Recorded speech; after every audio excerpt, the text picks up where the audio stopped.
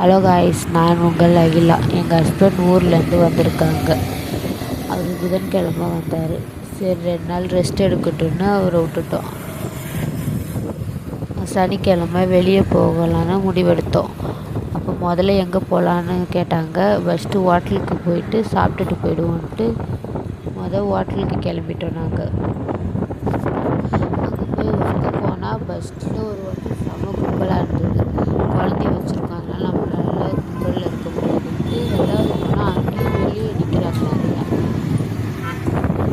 சரி மந்தி சாப்பிட்லான்னு முடிவு எடுத்துட்டோம். அப்படி பார்த்தா 3வது இதுக்கு போனால் அங்கே கொஞ்சம் ஃப்ரீயாக இருந்தது. அதனால் அங்கேயே போயிட்டோம். நாங்கள் போய் சிக்கன்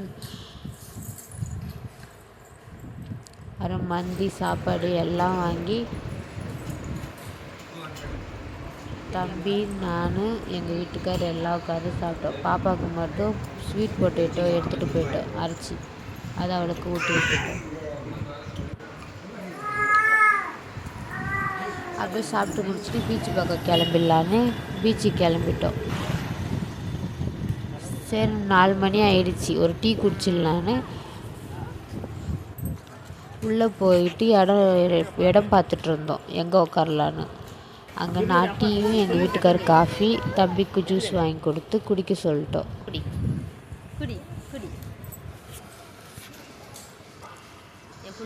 அவர் அவங்க அப்பா வந்தோன்னே ஜாலியாக ஆயிட்டாரு.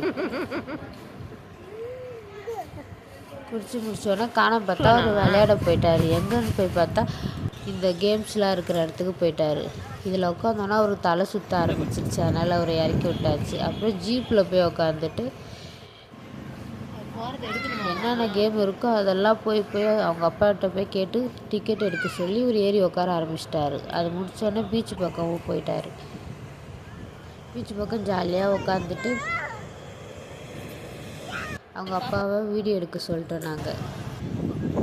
அப்புறம் 5 மணி ஆயிடுச்சு, பனி பெய்ஞ்சிடும். அதனால் வீட்டுக்கு சீக்கிரமாக